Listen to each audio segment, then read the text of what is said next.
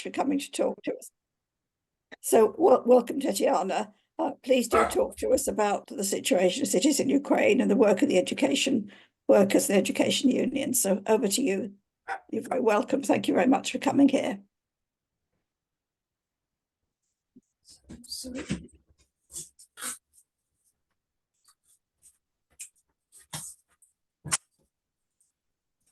Right, feel okay to start in a moment, right?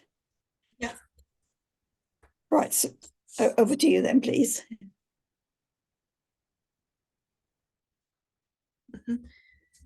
Sorry, bad connection. Would you please repeat?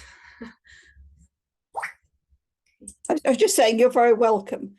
Please do talk to us and tell us about the situation in Ukraine and whatever you want to tell us about, particularly about the situation of education workers and education unions and so on. And thank you very much for finding the time to talk to us.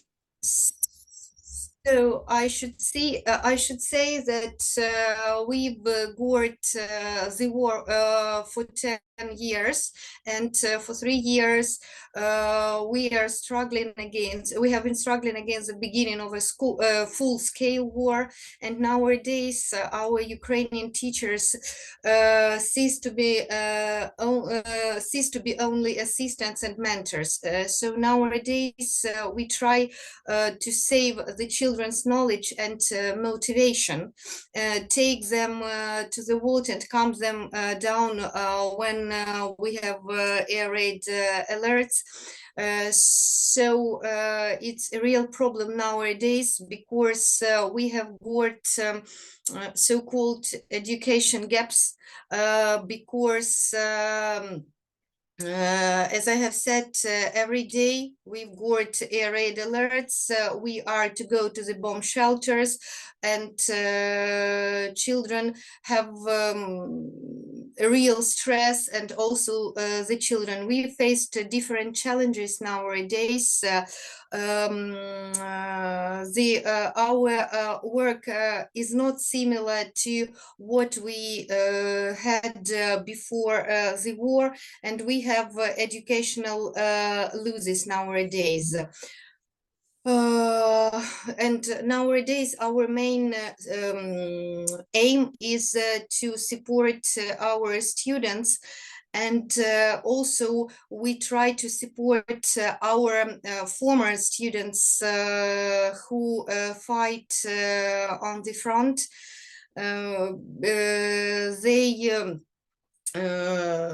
We try to support them with everything we can. We raise money for ammunition for them, for drones, for Starlinks, and so on. The political situation in our country nowadays, I can call it stressful because it's very difficult to understand the terms of all this war, you see, and it's very the changing of our high military leaders like Valery Zaluzhny and so on. You see, I should say it made a lot of people feel disappointed, you see, and nowadays we have some more occupied cities, not cities, sorry, towns, little villages, but the region of Donbass continue to be occupied, and this sorry. This have some I forgot the word, I'm sorry, I'm a little bit nervous. So I should say that there are a lot of fathers, brothers, and relatives of our students who are on front nowadays, and we try to calm down our children every day, because they sometimes they come to school to our during the educational process are very stressed, and you see and you see this make some make psychological condition of teachers worsen as well. And what I should say more, but we try to do our best. We try to have some courses. We gather together to discuss, not to discuss all these problems, and try to find a way out to make the educational process for our children, for our students, as comfortable as it is possible. So what else? What can I hear from you? Can I say, first of all, thank you very much, because what you're describing is a very difficult teaching situation, with disruption, with air raids, with students worried about family members who are involved in fighting, with all these difficulties. And what you're also saying is, of course, understandably, this puts more pressure on the teachers, because they've got a lot of student anxiety to manage, as well as everything else. So I think if you could tell us a bit about what we can do in this country to help you, that would be good. Yeah. What assistance can we provide? You see, we are lucky because we live in the center of Ukraine, and I should say that there are regions which border on Russia, such as Sumska region, Kharkivsky region, and there the situation is worse than in our region, but what we need for our school right now, I have told that we are going to organize our English speaking room, English speaking laboratory, and for this English speaking laboratory we need a smart board. If it is possible to help us to find the organization who can help to organize with providing this equipment or something like that.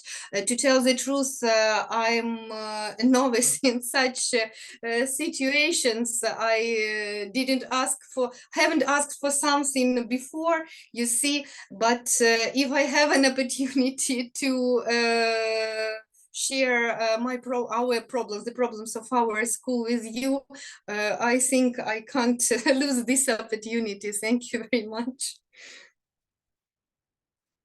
Right, thank you. Now, I understand your electricity isn't going to last much longer because of problems of a storm, as well as everything else. So has anybody got any questions they would like to ask now, before the electricity goes out? Yes, I've seen Natalie put a hand up. Natalie? I was just thinking about what kind of support there is for teachers for managing all the stresses. Like you mentioned earlier that your husband and your child's fighting in the war, and then just having to deal with the emotional stress that your students are going through. Is there supports that have been able to been put in place to help teachers with dealing with all those different stresses? You you see, as a head of primary trade union organization, when we have some holidays or when we have some days off, we try to organize some evenings. We gather together just only to talk together, you see, or to have some excursions, just to forget for some time about all these situations. We have after class activities for our students at school. We have got theater club, drawing club, sport clubs. And we provide them with these after school activities, just not to have, just not to think more about the stressful situation. But unfortunately, we have children in our school who lost their fathers. These children are on special control of our social service at school, and if in our city we have got some holidays, some events, they are invited to these events. They are invited for some workshops for them to speak, to be in the to be together with people with similar problems, you see. And sometimes at the beginning of the academic year, we try to provide them with some school facilities which they need. This also, but these problems are personal, and our social service try to speak to the parents of these children and to get to know what they need more.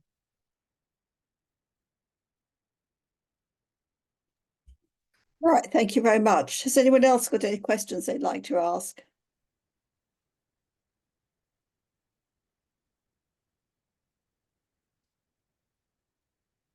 Sorry, I wanted to ask a question about.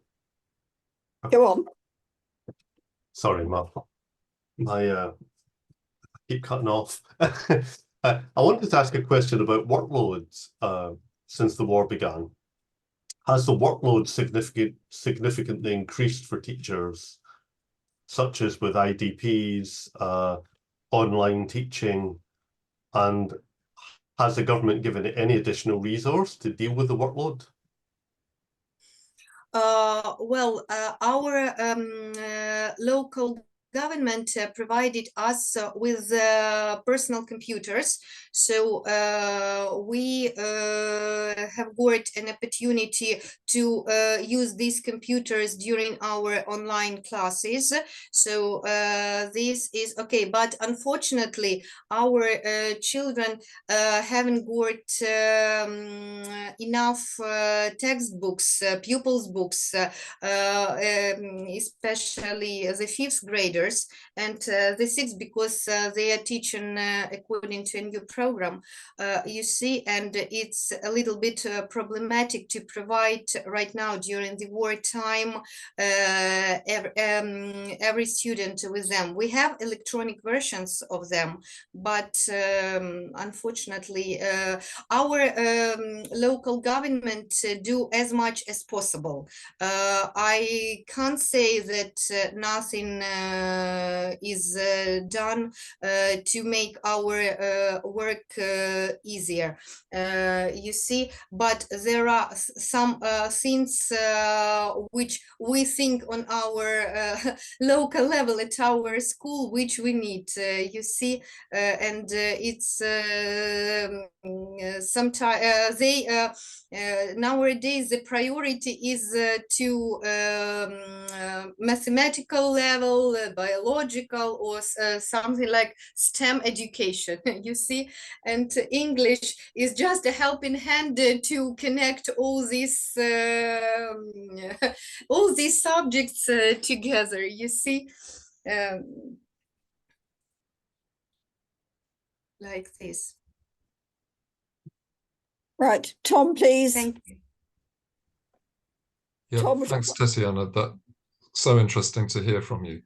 I wonder about the situation for teachers and military service. Are teachers required to do military service, or do they have an exemption? Yes, according to our law, they have exemption, but there are a lot of teachers who did it at the beginning of the full Russian aggression, and it was their wish to stand and to fight for our peace and for our victory. Thank you. Thank you. any more questions anyone would like to ask? Natalie? Yeah, I just wanted to double check, because did you say you do some in-classroom teaching along with online teaching? And that how far is the bomb shelter? Because I thought you were saying something about having to go to the bomb shelters increased. Right now, our bomb shelter is being repaired, so we haven't got an opportunity to conduct classes during air raid alerts. We only go there to be safe. But right now we have got such a mixed education. 1 week, some classes are on online education, and another classes go to school. You see, and then we exchange these parallels. But these are the realities of nowadays. We understand, we take it like this because there is no other way out of this situation right now. Thanks God that no bombs are falling on our region, and I think our everyday going to the bomb shelters is nothing if we compare it with the regions which border on Russia. You see, our situation is not the worst. That's very principled and courageous of you to say that, but we still sympathize with what you're going through, because you shouldn't be having to put up with these things. Any more questions anyone would like to ask? Would you like to make any finishing comments? Anything more you want to tell us about the situation? Sorry, no. No, but thank you very much. We do appreciate, we've got your busy job to do, and we really appreciate you spending some time with us and telling us about how things are. And I hope all the power supplies get fixed and all those sorts of problems. Yeah. Thank you. Right. Can I then invite our next speaker, Hanna, who has now joined us, to come and talk to us? You've obviously heard the sort of discussion we've been having so far. If you could tell us more about the education situation and what support and solidarity we could supply. Can I say welcome, Hanna? Thank you, Elizabeth. Thank you for your introduction. Do you hear me? Yes? Yeah. So I represent an SD platform and NGO Progresylni, and we deal mostly with universities and vocational education and higher education. So I'm more aware about the situation there, although I have 2 children who are relocated here because I'm currently now in the UK. I have a research project here and my children study here, but also they study remotely in Ukrainian school. So I'm a bit aware about the situation in school as a mother of the children. Maybe I will start with the questions that you already asked our speaker about the current situation with higher education and vocational education and what we do, what are our initiatives to support it. I should say that actually in the higher education institutions that were located in the occupied territories, they were relocated with the support of the Minister of Education, and they were usually relocated to the to other regions, and they are based or they are they are based together with some institutions from that region. For example, we have our university in Melitopol that's relocated to Zaporizhia, also those who were in Lugansk, Donetsk. So we deal with the universities and replaced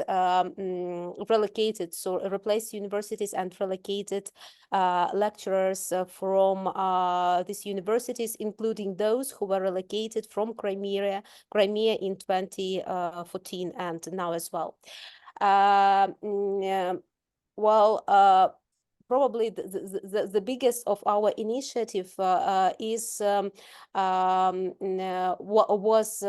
held last year, in August last year. We had a retreat camp. We found the funding for our NGO, and we made a camp for displaced lecturers of the universities. There were 40 of them from different regions, and I should say that it was very heartbreaking and very emotional meeting, because actually people, most of them told that they felt a bit of relief and a kind of probably well, not an entertainment, but at least a good and peaceful time in Lviv. We had 3 days. I can even share photos of these people, because these are hard times for them. The main probably difficulties they face is that most of them lost their natural environment, their friends, their families, who stayed on the occupied territories, and now they were displaced without actually, sometimes even without computers and proper means of work, because some of them were leaving these territories very in a rush, without any possibility to take anything else except the documents. But I should say that they didn't complain about their placement now, because ministry provided them with some buildings and some rooms where they can proceed with education. So actually none of the universities was let's say, well, I cannot say lost or unable to proceed with the studies. I think that the huge problem is that for a long period of time they are under stress, and it's not sometimes it's not evident, but in our NGO, because we have different initiatives, sometimes online learning, sometimes workshops, we see that it's hard for them to participate, to be engaged sometimes because of the great pressure. Another thing, and I hope that Tetiana probably will support me in this, it's very hard for teachers and for lecturers to do both online learning and in-class learning. It's an immense and huge pressure on them, because it's additional work. They actually they have to find different means. For example, my daughter, who is in secondary school, she has some online Zoom like meetings with her teachers in Ukraine, but these teachers, they already had classes in the first half of the day, and this means that they have like additional pressure, like half of the class, or probably 10 people, are relocated, but they still are in the class, for example, with the history of Ukraine, with Ukrainian language, because we as parents, we want them to study Ukrainian as well as other subjects. So I think this is a great pressure pressure for teachers. The same with the students, because some of the students they are absent, so they need additional time for like consultations, or they are unable to submit some of the activities or assessment on time, which requires much more from the teachers actually to time from them. So what I try to remember what our colleagues from these relocated universities mentioned. They mentioned this feeling that even if they are provided with a place where they can live, and if they're in a safer place than it was before the relocation, still it's very hard, because you find yourself in a very different environment with unknown people, even in Ukraine. So they try to start their life from the beginning, and I think probably also, as Tetiana mentioned, it's very hard, and it's very hard for those whose parents or husband or relatives are at the battlefield, because actually this makes pressure, and you cannot concentrate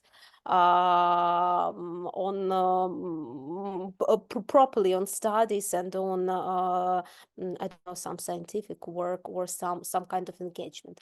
Another thing about you asked about the basement. Yeah, for example, I represent my basic university is one of the biggest in Ukraine. It's Taras Shevchenko National University in Kiev.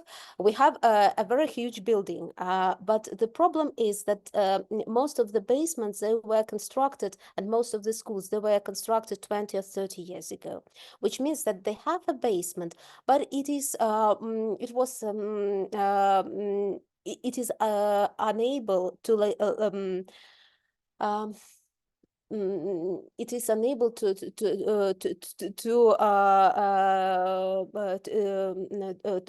like to hide all the number of students or of the pupils. This is why, as Tetiana said, the school has to think either they make like a combination and make a different timetable, because imagine that the head of the school or the rector of the university bears responsibility for the students. And even in our building, in our university, which is huge and really immense, and it's a building from the 19th century with a very good basement, but still the number of students is very big, and we cannot locate them in this basement. So the basement is good, it's according to the standard, but it's not enough. So this is why we always think that, for example, the master's program, they can be held online, and the bachelor's program, they should be held offline, because the students have to start their studies and to get acquainted with the library and with all the facilities of the universities. So we also have probably not with the pupils, but we have this problem with the students, because some of them are they interrupted their studies because they volunteered and they went as a soldiers. And sometimes you are in the situation where you can have someone online actually from a very dangerous places, but some of them, especially those who are at the final year of their studies, they actually want to finalize it, they don't want to postpone. Maybe any other questions? By the way, maybe it will be interesting for you. I'm not sure whether you are aware. We have on our site, we made like initiative set of videos, Russia Must Pay, and probably you've seen it. It's videos available on YouTube. And it's all about the destroyed buildings of schools, universities, or colleges, where people and pupils of these schools actually film it. They are small videos, like for minute and a half, but you can see it, and it from different regions. We had this initiative as well. Thank you very much. That's, I think, given us a lot of food for thought and told us a lot of things. Yes. Applause, I think, yes. Thank you very much. Any questions? I see. Christopher is also clapping. I'd like to ask something about the challenges which you talked about in terms of online teaching and in-person delivery of teaching. Because of course, a few years ago, we had the COVID pandemic. And what happened here in a lot of higher education was that lecturers were just told, put all your lecture notes online. Well, you can't just put learning materials online. You have to adapt them and rewrite them if you're delivering them in a different mode. And it created at first quite a lot of work and stress, and also just the pressures of being online all the time rather than talking to people in a room. And then when we came out of the COVID pandemic, people found they were still doing a lot of online teaching and in-person teaching.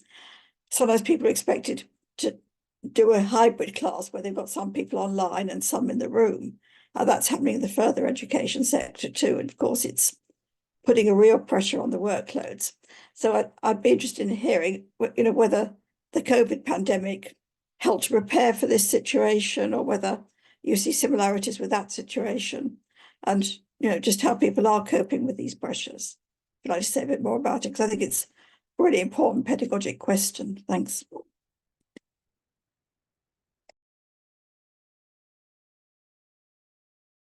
Yeah, should I answer?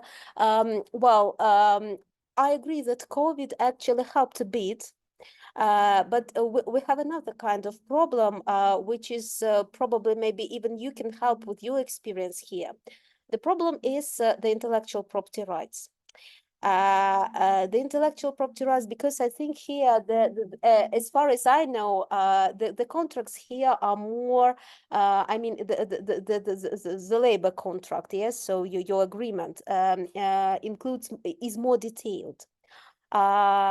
What we have in our situation, sometimes we are required to do additional work. I don't mean just the presentations, but sometimes special tasks or special assessments. For example, if some students are doing some tasks, for example, they are without electricity or without a good internet connection, you have to invent some special tasks for them because they can't connect and it's not their fault.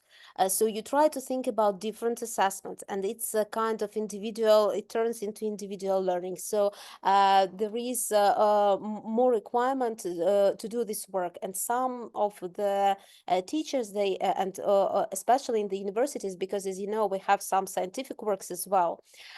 So they started to raise the question about what about our intellectual property rights. For example, I've made like a set of tests or some assessments like big ones, or probably I made videos of some lectures.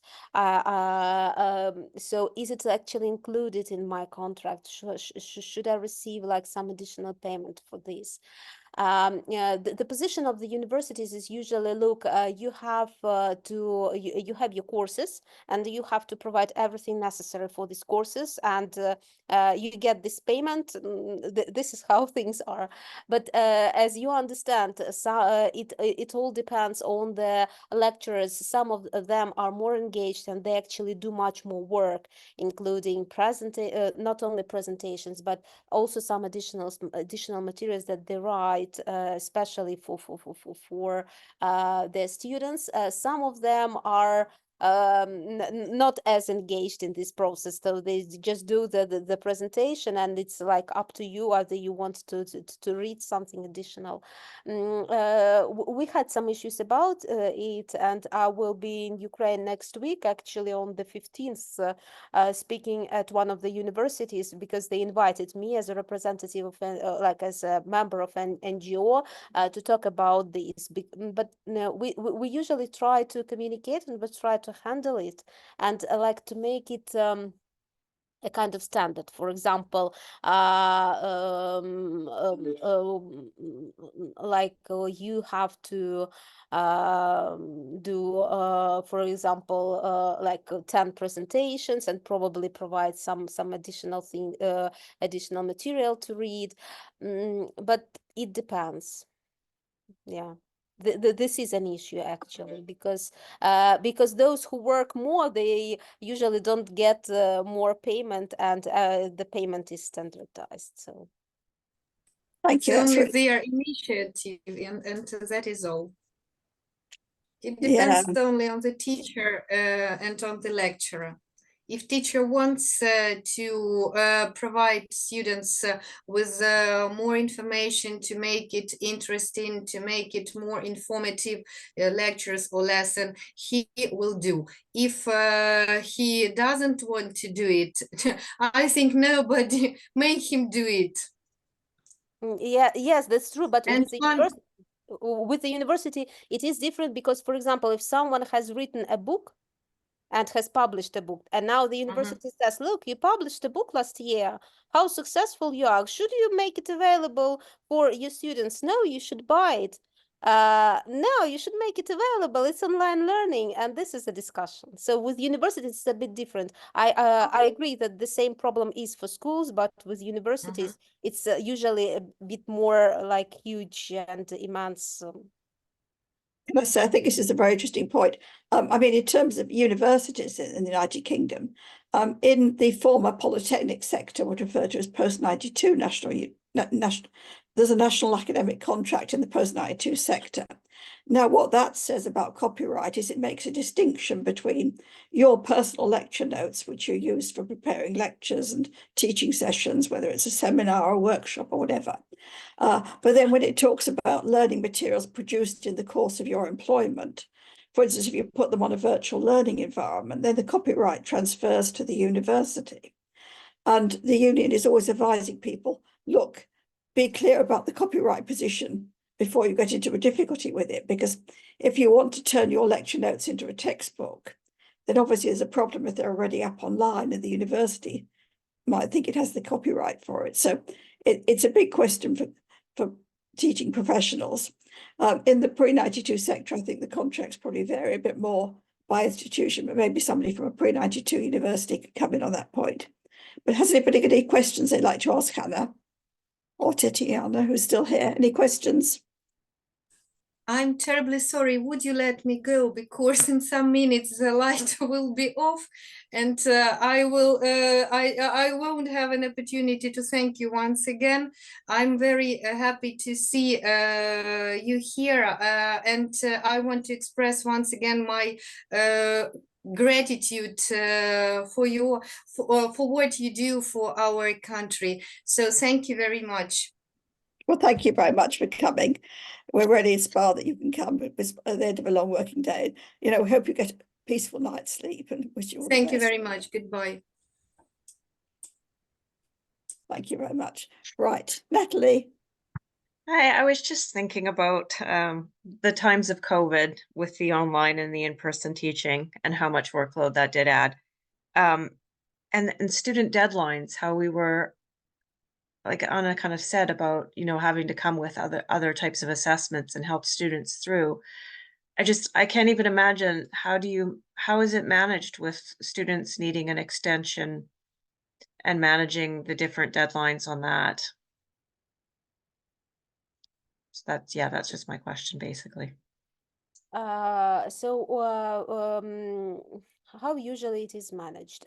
It depends. First of all, it depends whether you have your course online or offline. I mean, most of them. For example, in our university, we do master's courses or online. So if it is an online course, you have up to 3 days to fill the forms after they made an assessment. So for example, you have a time when they have to make it. So you open the form and you make it available to them, for example, and they have an hour to submit the test or do some assessment.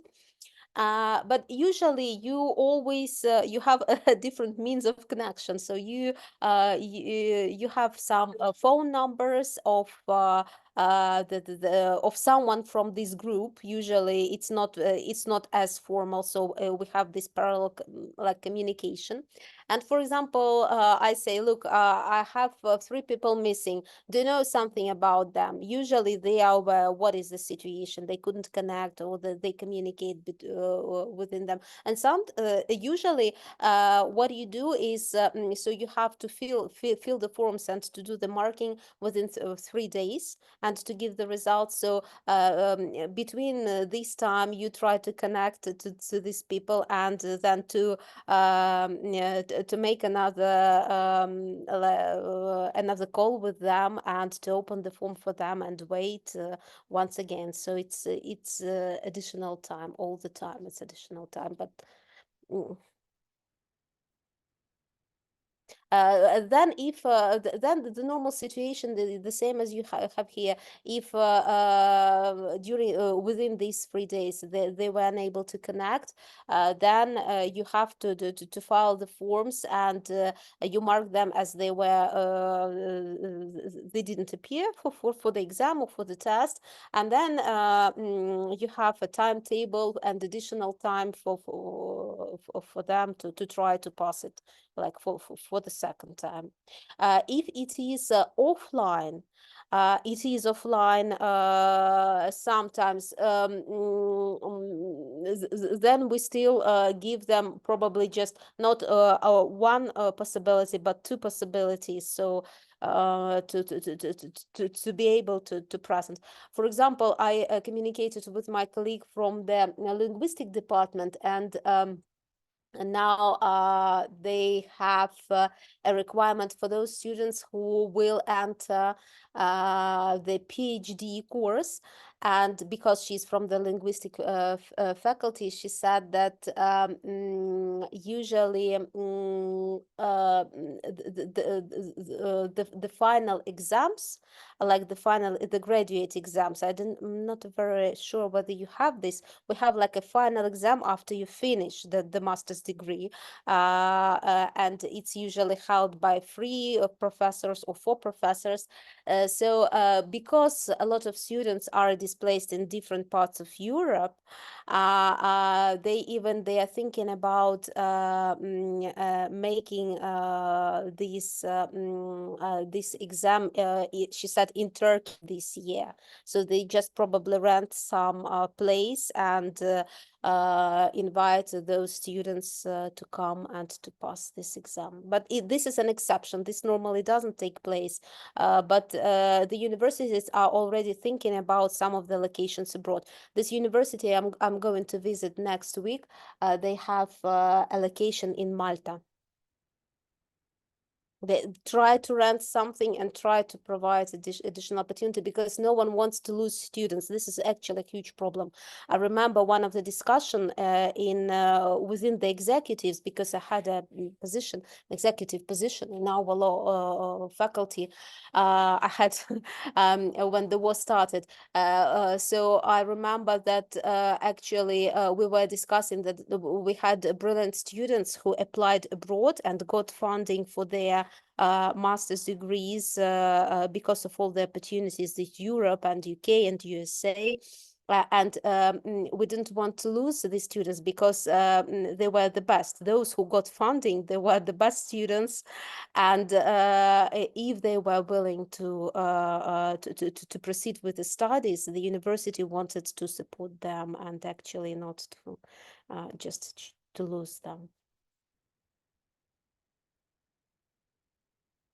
Yeah, that's fascinating in terms of all the challenges of teaching online across different time zones, or getting people to be co-located somewhere for an assessment activity and so on. Clearly there are a lot of challenges, but I think you're giving us a much better understanding of how Ukraine's universities are managing to carry on despite the war situation.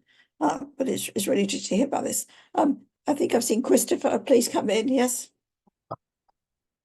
Sorry.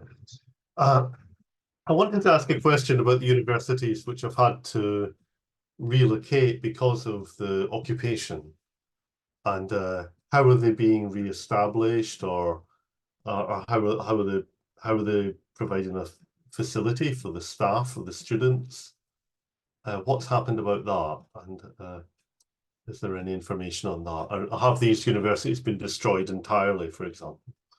And,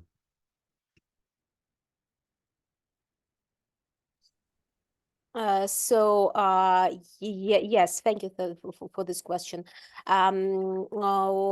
We have contact with most of these universities, probably up to 20 of them. We have a group of communication for the displaced lecturers and the staff of the universities.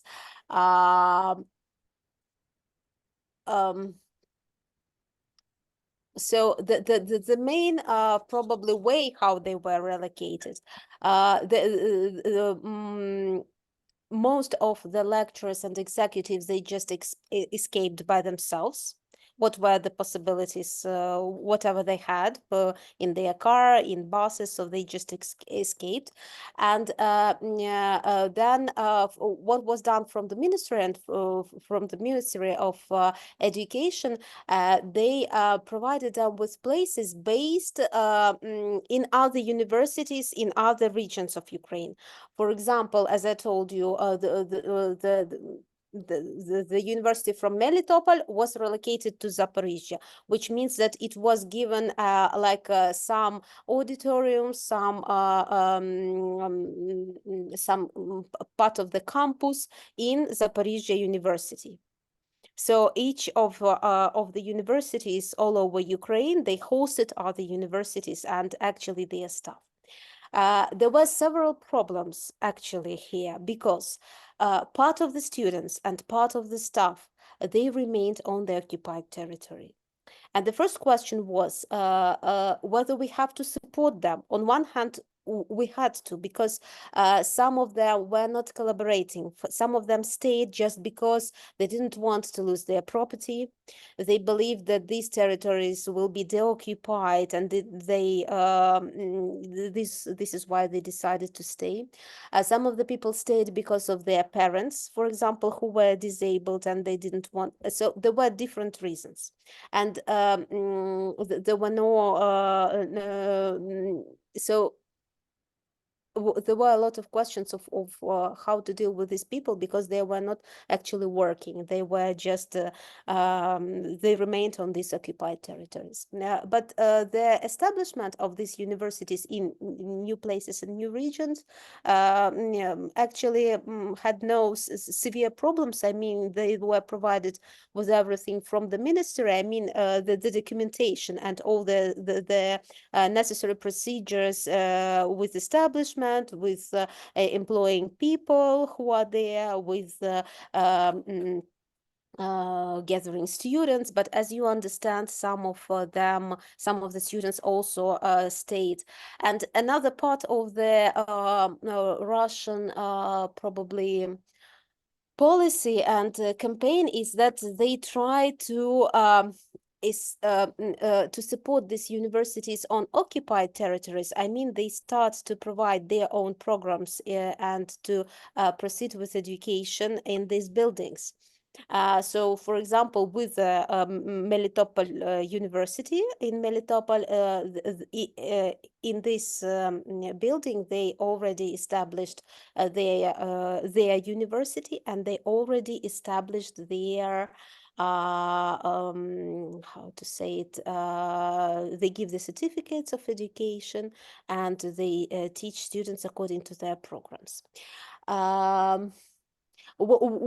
Additional thing what was done is that because of this destruction, there were a lot of problems with the certificates of education. And for example, for those who lost their certificates, I mean the paper ones, but they actually needed to proceed with their studies, for example, from bachelor's to master's. So our Ministry of Digital Technology technologies, they made it online. So this problem is partly solved as well. But other problems that you're asking, I mean, where these teachers have to live, should they rent their own apartment in a new place where they are displaced? Not everyone is obviously provided with a place of living. So usually it's on themselves. So they try to handle it with their families. Some of them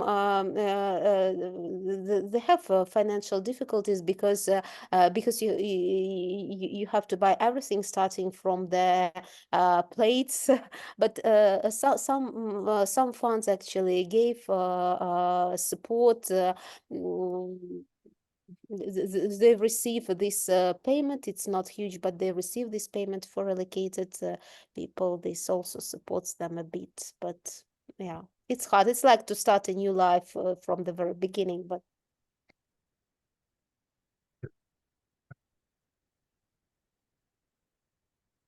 Tom, please. Come in. Thanks, Hanna. That's really fascinating.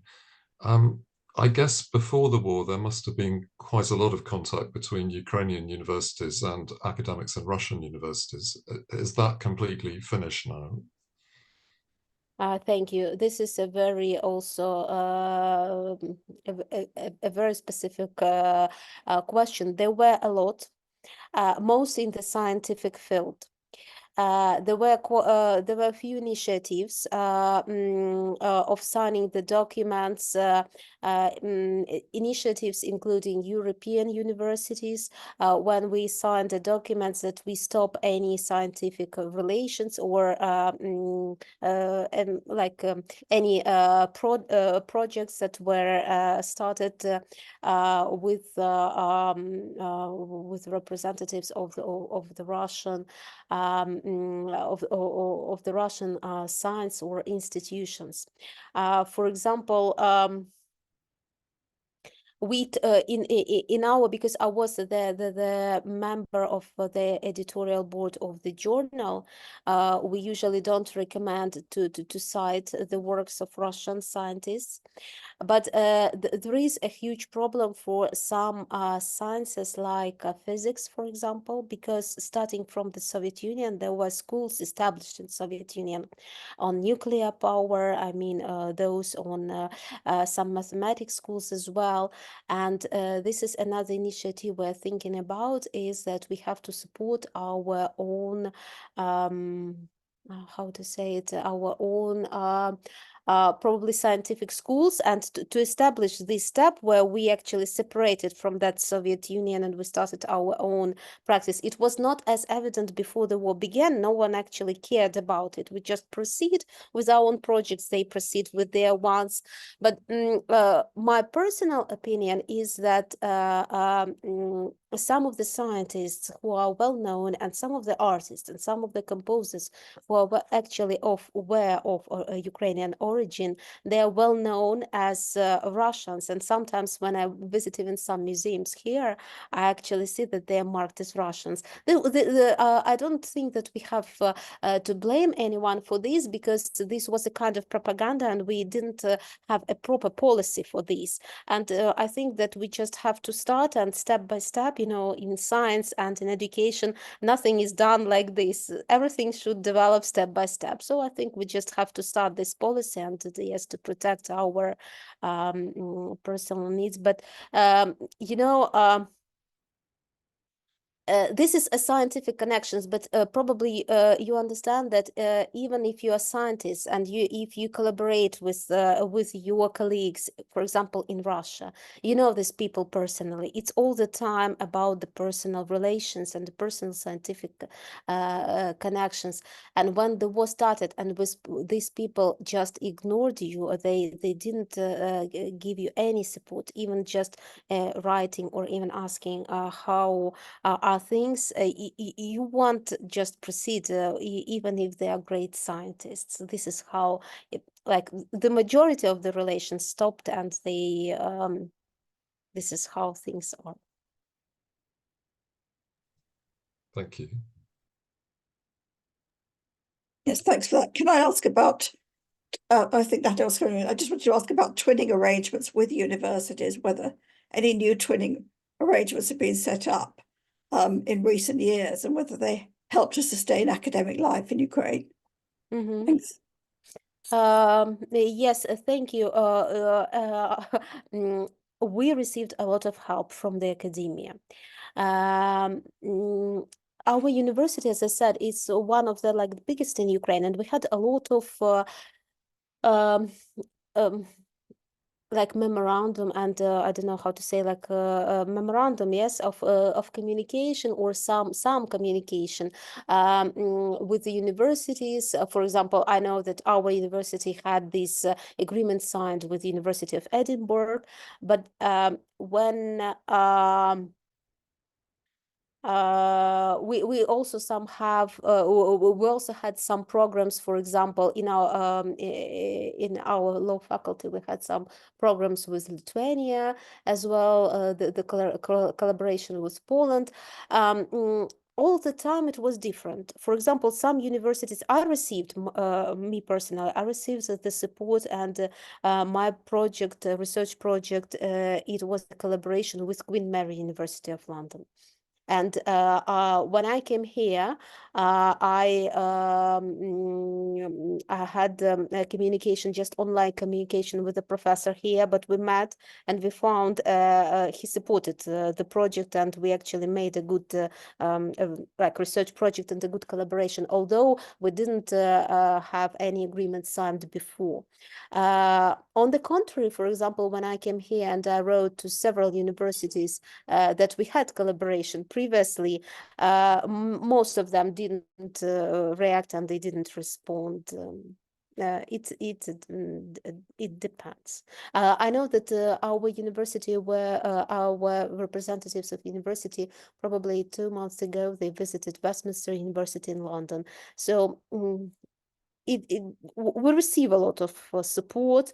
The scientists in Ukraine receive a lot of support. I have my colleagues who are at Max Planck University, also in Austria. But others complained, for example, that we had good relations, and we asked them, look, could we apply for some projects? And people said, no, we are not interested. It depends. Yeah, we can't say that. Some people were very willing to help. Others just withdrawn. It's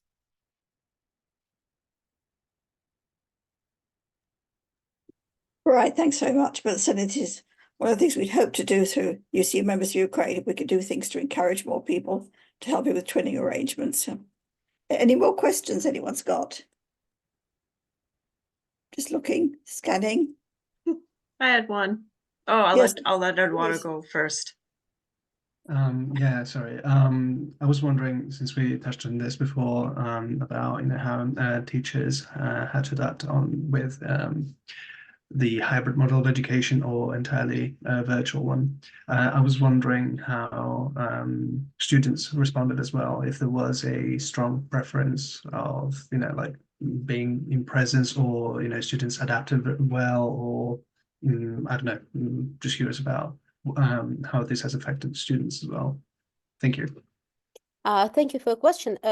I think the main difference with the universities here, that we don't have actually a good this process is not very well organized, I should say. And usually it is left on what actually the lecturer will decide to do and how he will decide to give this assessment. For example, you can find teachers just using some Google Docs or Google Classroom even for their students. So it's not actually very regulated how you should do this. Some universities use like the Moodle system. Others are more reluctant to this. As for the students, it's worth mentioning that the students, they are also they are in difficult situations, and some of them during this time they applied for additional work apart from studies. No one is just studying. People are surviving. Sometimes they have to support their families, so they work hard. Definitely they prepare online studies because this gives them more time and more flexibility probably to organize their time.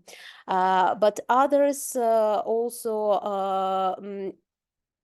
like after 2 years of war, students are willing actually to go to university, and they want to start their students' life, because online is very different from what we had when we were students.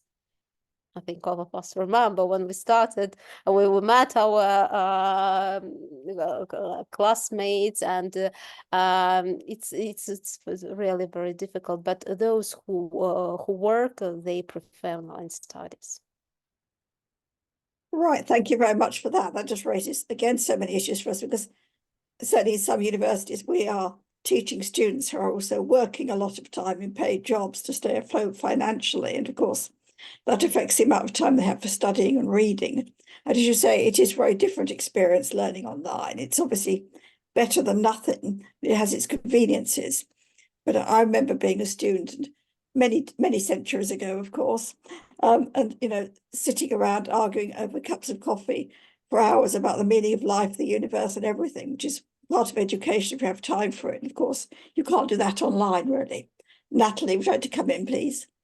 Yeah, that kind of segues well to my next question, because I was going to say, I wanted to ask, when you're talking to your colleagues about students, what your biggest concerns or worries are, because currently, post-COVID, probably the thing that we discuss the most is the lack of student engagement and student attendance. And sometimes we start to kind of blame the students, and then we find out, well, it's because they're working, or a lot of students are having a hard time with mental health issues. So I was just wondering, what are the big kind of worries and concerns that you discuss with students in Ukraine? I think the main concern is the level of education they receive. And this is a very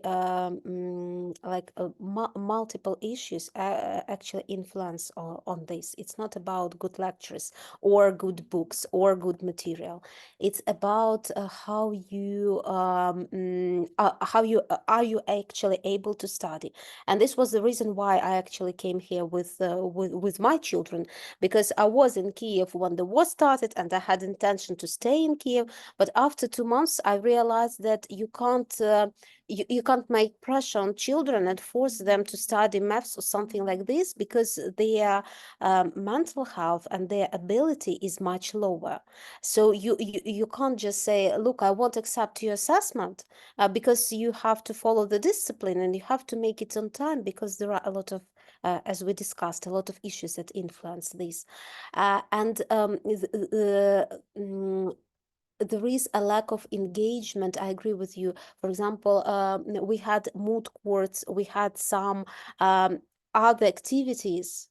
We still try to have the conferences online, but the number of papers we receive from students is much less, and the engagement, I should say, is probably 5 times less than it was.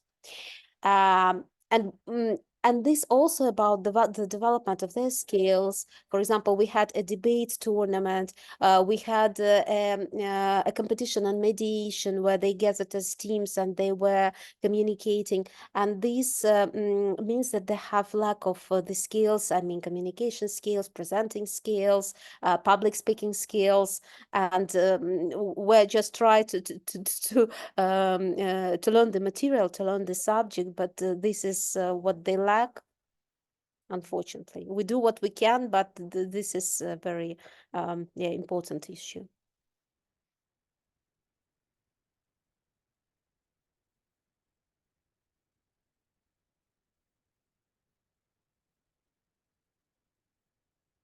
Christopher, sorry, Christopher, do you want to come in?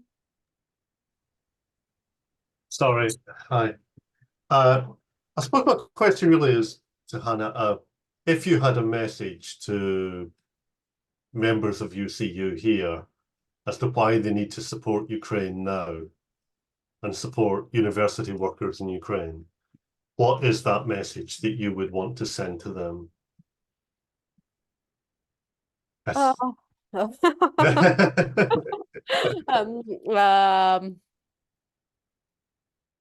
think that Tetiana and me, probably people that are willing to talk about these problems. These are people who actually have thinking about the future and thinking about what we will have as a result of this war. And I think that solidarity is really important in all the aspects of this, because the main question in hard times, when you are like overloaded with the work, the main question, or someone comes and asks you about some initiative, let's organize a conference, let's do something, you think, really, I have to do this? And when you hesitate, you need some support from people saying that, look, this is important, and you are not actually doing this. You have the idea why you are doing this. So I think solidarity is very important. It's very important for us to understand that we are that people are thinking about us, that they share our ideas, that we don't have to abandon education and to think that it's for the better times. We will finish the war and then we will start to educate our children that's what won't work like this. And another thing is that probably we are not as good as soldiers and not as good as fighters, but we have to develop our science, our education, and we try to support our children. And I think that our dedication to education is what we can do here to proceed with our history, with our culture, and with actually providing good people and future workers that will be accepted in different spheres. And I will be happy if you will say, look, we have a Ukrainian student and he is brilliant. And I have one of my students who actually participated, who entered Oxford and Cambridge, and one of them came to Queen Mary, where I'm based. And I'm absolutely delighted about this, because this is a good quality of work and recognized all over the world. So I think all the support, for example, with sharing your ideas, your experience, even if in these intellectual property issues, or just the support or any campaign, this is very important for us.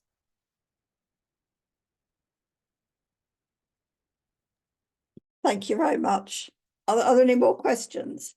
If not, we're a little bit after 8, so I suggest perhaps Natalie, yes, come on, one more. I was going to ask just kind of a personally interested question is, what's your research project on? Oh, it's on patenting of genome-edited technologies for food security, but I'm an intellectual property associate professor. So we are discussing the policy of patenting of these genome-edited technologies. And while we had this food security issue, because this is, we think, very important match for UK, EU, and Ukraine, because we think that Ukraine will profit from agriculture most of all because of the destruction of all the factories and all the other equipment and plants that we had. So we still can profit from agriculture, and with these new technologies we can profit more. And there are changes, by the way, in UK legislation in 2023, because UK established a different legislation after Brexit. So a lot to research here. Great, thanks. Thanks. We better not start on Brexit. There might be another long discussion. Right, can I say thank you very much to both our speakers, Tetiana and Hanna.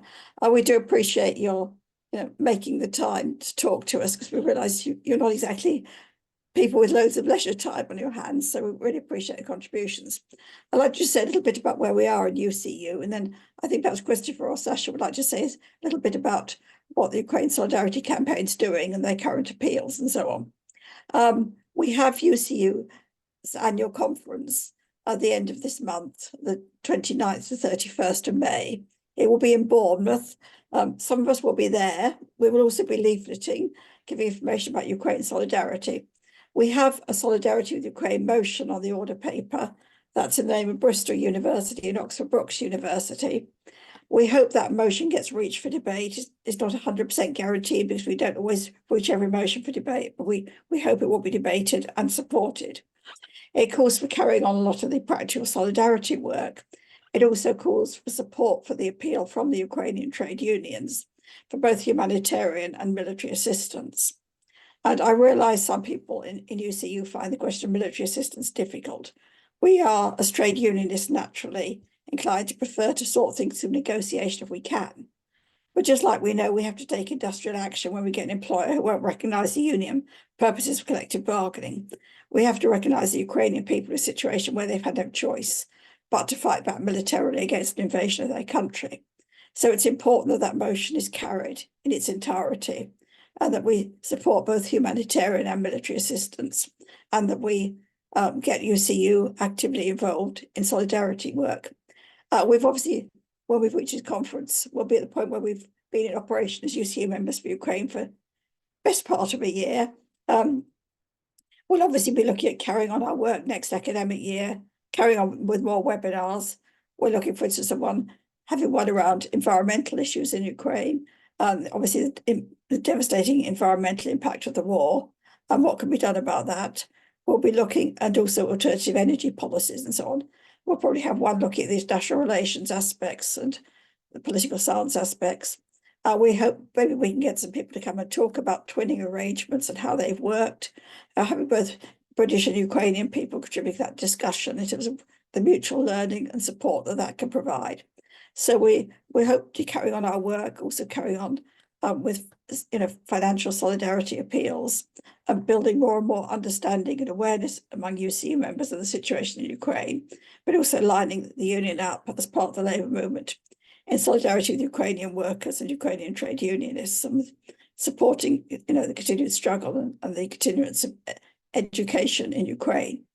Christopher, would you like to come in and say a bit about what UCU is doing, the Ukraine Solidarity Campaign is doing, particularly in regard to UCU, but perhaps also some of what it's doing generally? Thanks. And thank you, Liz. In terms of the Ukraine Solidarity Campaign, I posted in the chat 2 activities we're engaged in just now, but in particular, if I could ask people to, if they can assist with the appeal we have for the rescue workers in Donetsk Oblast in East Ukraine, who are part of the Independent Trade Union of Miners of Ukraine, who we've been working closely with. We've launched a financial appeal to help these rescue workers to get PPE and firefighting equipment. And we'd appreciate all the help we can possibly get. We're looking to get donations of equipment. We're also going to be buying equipment. So our initial target's to try and raise 10 grand or £10,000 in our first push. So any help possible, if we could get that round branches of UCU, that would be much appreciated, or circulated to members. It's practical help, and we aim to deliver it in the summer. Along with our previous campaign on aid we've been raising for some time, we'll also be delivering aid to a hospital in Ukraine to help for the rehabilitation of casualties of the war. We're going to be delivering aid on that. But you also heard tonight, we have an appeal from Tetiana from the Free Education Trade Union to try and help their school, which we'll do our best to assist. And as an education union, hopefully you can help on that. Resources are thin in that area, so we hope we deliver something to them also. And in terms of the key issue that Liz mentioned, we're not a pacifist campaign. We have been campaigning for weapons, and the situation, as you know, for 6 months, Donald Trump supporters and Orban supporters in Europe were sabotaging military aid. There's elections in June to the European Union. We fear the far right may make gains there. And of course, in November, we sincerely hope Trump doesn't win. So the question of military assistance is very crucial. It's an argument in your union. You know that there was a vote last year against support for military aid. And the answer we have to put to these people really is, if you do stop military aid, it doesn't stop the war. We've seen for 6 months what happened where there was reduced military aid. It simply meant the Russians made more advances, occupied more territory, and there's absolutely no indication from Putin that he wants to make peace. Therefore, the military assistance is vital to help Ukraine to win the war. And we have certainly been campaigning to try and expose the British Tory government's failings of selling off weapons and not providing the aid necessary to help Ukraine to achieve the goal of freeing their country. So two areas there that people can help in those two campaigns. And of course, please do join the campaign and support the great work we've been doing widely and also in UCU to get an effective policy. And a big thanks to all the members of UCU who are helping us. Thank you very much. I think we're coming to the end. Hanna, would you like to add anything further or?